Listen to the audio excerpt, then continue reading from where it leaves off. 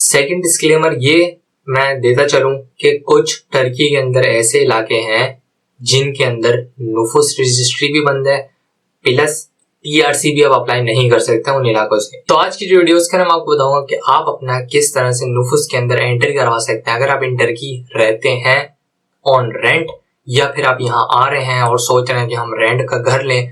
तो एक बहुत ज्यादा मेन इंपॉर्टेंट चीज है भाई जिसको आपने ध्यान में रखना है, जो है नुफूस। तो नुफूस के अंदर किस तरह से एंट्री होगी, नुफूस क्या है, क्या क्या चीजें जरूरी है, क्या स्टेप फॉलो करने, तो ये सारी चीजें जो है मैं इस वीडियो के अंदर आपको डिटेल में बताने वाला हूँ।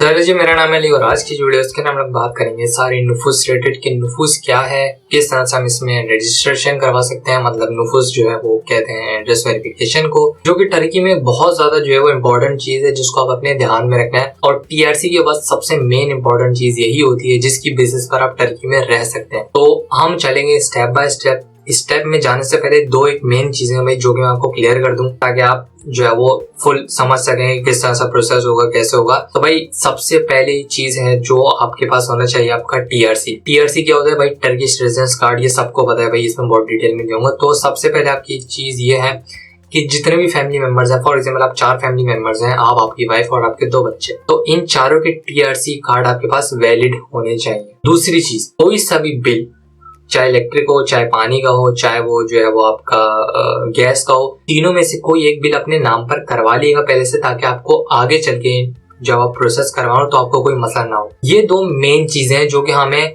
इस स्टेप में जाने से पहले मैंने बोला कि आपको क्लियर कर दूंगा। ये 2 मेन चीजें आप अपने ध्यान में रखें। अब बढ़ते हैं आप अपने मेन स्टेप्स पर जो कि होगा नुफूस से रिलेटेड। तो नुफूस से रिलेटेड सबसे जो मेन पहले स्टेप है वो है भाई आपकी पासपोर्ट की ट्रांसलेशन, जो कि है तर्जुमा टर्किश के अंदर। तो पहला स्टेप ये है कि आपने जितने भी फैमिली मेंबर्स हैं, 4 फैमिली मेंबर्स एग्जांपल दे रहा हूँ, तो चारों फैमिली मेंबर्स के जो है वो आपने पासपोर्ट्स की ट्रांसलेशन करवा लेनी है इन टर्किश लैंग्वेज और उसकी फिर नोटरी करवा लेनी है, ठीक है। अब बढ़ते हैं अपने सेकंड स्टेप पर। तो भाई सेकंड स्टेप बहुत ज्यादा मेन स्टेप है। इसमें क्या चीज है भाई, जो भी आपका मकान मालिक है, देखें वो बंदा नहीं जिससे आपने घर किराए पर लिया है, क्योंकि यहाँ टर्की के अंदर एक बहुत ज्यादा सीन है कि जब भी आप अपना रेंट पर घर लेते हैं तो कभी जो मकान मालिक होता है या एक्चुअल मकान मालिक आप उससे नहीं लेते, कभी वो अपने भाई के थ्रू दिलवाता है घर, कभी अपनी बहन के थ्रू दिलवाता है। एग्जाम्पल क्या देता हूँ भाई मैं इसकी, जैसे कि आपने किसी बंदे से जो घर किराए पर लिया, जो बंदा आपको घर किराए पर दे रहा है एक्चुअली वो घर उसके नाम पर नहीं होता, वो उसकी बहन के नाम पर होता है, वो उसके ब्याह पर आपको घर दे रहा होता है। यहाँ ये चीज है, जब भी आप अपनी ये जो कॉन्ट्रैक्ट लेते हैं, अब जो कॉन्ट्रैक्ट है वो बनता है नोटरी में, ठीक है। जो नोटरी है नोटराइज कॉन्ट्रैक्ट बनता है क्योंकि वो बिल्कुल ऑफिशियल डॉक्यूमेंट है और उसमें कोई फ्रॉड नहीं हो सकता। ये मकान मालिक है और ये हमारे किराएदार है। पहले बहुत फ्रॉड होता था तो अब इन्होंने सिस्टम चेंज कर दिया। अब जो जितनी भी एड्रेस की जो कॉन्ट्रैक्ट बनते हैं ये सारे बनते हैं नोटरी के अंदर। तो दूसरी चीज ये है कि आपने जो एक्चुअल मकान मालिक है, फॉर एग्जाम्पल जिससे आपने घर लिया उसकी बहन के नाम पर जो है वो ये टाइटल डीड उसकी बहन का नाम पर है, तो उसकी जो बहन है उसको आपके साथ नोटरी में जाना पड़ेगा। ये कंफर्म कर लें स्टेप 2 में सबसे मेन चीज कि जिसके नाम पर टाइटल डीड है वो आपके साथ जाएगा नोटरी कॉन्ट्रैक्ट बनवाने। सेकंड में मैं एक और चीज ऐड कर चलूं, जिसके नाम पर घर नहीं है, फॉर एग्जांपल आपने उसके भाई से जो है वो घर लिया और वो आपके साथ जाएगा तो आपका प्रोसेस नहीं होगा। जिसके नाम पर एक्चुअल टाइटल डीड है उसकी बहन के नाम पर, तो उसको आपके साथ जाना पड़ेगा और सिर्फ वही ये प्रोसेस करवा सकती है। थर्ड पॉइंट जिसके अंदर ये चीज मैं मेंशन करूं भाई कि पूरी फैमिली को जाना पड़ेगा, ठीक है। आप, आपकी वाइफ, आपके 2 बच्चे, इसमें से कोई एक भी कम होगा तो उसकी एंट्री नहीं होगी। जब आप नोटरी में एड्रेस को कॉन्ट्रैक्ट बनवाने जाएं तो जितने भी फैमिली मेंबर्स हैं, 4 अगर फैमिली मेंबर्स तो चारों के चारों को साथ जाना है नोटरी के अंदर और जो मकान मालिक होगा उसको भी साथ लेकर जाना है। ये स्टेप 3। स्टेप 4 ये है भाई कि आपको इतनी बेसिक टर्किश आनी चाहिए कि भाई मैं जो हूँ वो लिख सकूं उखुदूं वे उनाइलियोरुम। उखुदूं वे उनाइलियोरुम का मतलब ये है कि मैंने पढ़ लिया है और मैं एक कंफर्मेशन देता हूँ कि हाँ भाई मैं ही इस घर में रहूंगा। मकान मालिक के सिग्नेचर होते हैं और फिर जितने भी फैमिली मेंबर्स होते हैं वो सबके सिग्नेचर होते हैं और एक एक करके वो सबसे लिखवाएंगे कि उखुदूं उनाइलियोरुम। साहब जो घर के सरबराह है फादर वो लिखेंगे उखुदूं उनाइलियोरुम, आपकी वाइफ लिखेंगी उखुदूं उनाइलियोरुम, आपके दोनों बच्चे अलग अलग लिखेंगे उखुदूं उनाइलियोरुम और वहां से जो आपको एक्चुअल नोटराइज कॉन्ट्रैक्ट मिला जाएगा। तो एक चीज और ऐड करता चलूं, ये ओखुदुम ओनाइलिरुम अगर आपको नहीं लिखना आता, या फॉर एग्जांपल अगर आपको टर्किश समझ नहीं आती है, तो इसका ऑल्टरनेटिव ये है कि आपको तर्जुमान हायर करना पड़ेगा और तर्जुमान की अलग फीस देनी पड़ेगी।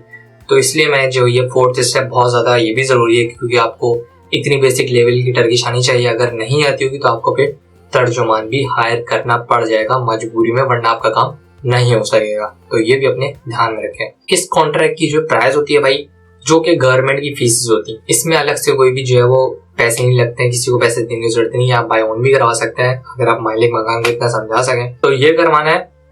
और ये चारों स्टेप होने के बाद, मतलब आपने पूरा कॉन्ट्रैक्ट बनवाने के बाद, ये नोटराइज सारी चीजें करवाने के बाद, फिर ये जो आपको पेपर मिलेगा ये लेकर आपने जाना है गोच इदारे। कौन से गोच इदारे जाना है ये आप नेट से देख लेंगे। आपका जो डिस्ट्रिक्ट है वो कौन से गोच इदारे से कनेक्टेड है, क्योंकि कुछ जैसे फॉर एग्जांपल एसएनयू से कनेक्टेड है, लेकिन जो कुचुक चेक में जो इलाका है, जो डिस्ट्रिक्ट है, वो जो है वो फाती वाले गोच इदारे से कनेक्टेड है। तो मेक श्योर कि आप ये जरूर चेक कर लें कि आपका जो डिस्ट्रिक्ट है, जिस डिस्ट्रिक्ट में आप रहते हैं, वो कौन से वाले गोच इदारे जो फॉरेन मिनिस्ट्री है इससे कनेक्टेड है। तो उस वाले आपने जो है वो गोच इदारे जाना है। गोच इदारे मतलब ये फॉरेन मिनिस्ट्री जो है, ये सारी चीज होती हैं। तो वहां जाना है, अपने साथ ये मेन कॉन्ट्रैक्ट लेके जाना है। दूसरी मेन चीज, सबके किमलिक होने चाहिए। तीसरी मेन चीज, पासपोर्ट्स होने चाहिए। चौथी मेन चीज, बिल, जो मैंने आपको स्टार्ट में बता दिया था कि बिल अपने नाम करवा लें, ताकि आपको आगे आके जो है वो प्रॉब्लम फेस ना करनी पड़े। तो ज्यादातर ये देखते हैं किमलिक, जो नोटराइज कॉन्ट्रैक्ट आपने मकान मालिक के साथ जाके नोटरी में बनवाया था वो, और थर्ड चीज जो है वो आपका बिल। ये तीनों चारों चीजें अगर आपके पास अवेलेबल होती हैं तो विदाउट एनी इश्यूज आपका जो है वो, अगर आपका डिस्ट्रिक्ट एड्रेस वेरिफिकेशन रजिस्ट्रेशन के लिए खुला हुआ है, तो जो है वो आपका वहाँ एड्रेस रजिस्ट्रेशन हो जाएगी और आपको कोई मसला नहीं होगा। फिर आप ई दौलत से भी जाके डाउनलोड कर सकते हैं। डिस्क्लेमर दे दूं भाई मैं एक, कि ये जो इन्फॉर्मेशन मैं दे रहा हूँ ये करंट इन्फॉर्मेशन, अपडेटेड इन्फॉर्मेशन है। आज तारीख है 26 चौथे महीने की 26 तारीख है और 2023। सेकंड डिस्क्लेमर ये मैं देता चलूं कि कुछ टर्की के अंदर ऐसे इलाके हैं जिनके अंदर नुफूस रजिस्ट्री भी बंद है, प्लस टीआरसी भी आप अप्लाई नहीं कर सकते उन इलाकों से। इस पर मैं एक वीडियो बनाऊंगा ताकि आप आगाह हो जाएं कि भाई ये कुछ ऐसे इलाके हैं जहां से आप टीआरसी अप्लाई नहीं कर सकते हैं। बाकी कोई मसला नहीं, अगर आपका इलाका खुला हुआ होता है तो फिर आप वहां से जाकर अपनी जो है वो एड्रेस की वेरिफिकेशन वगैरह करवाएंगे और आपकी जो है फिर अपने नुफूस में एंट्री हो जाएगी। तो ये कुछ वीडियो थी, बहुत ख्याल रखें। अल्लाह हाफिज़।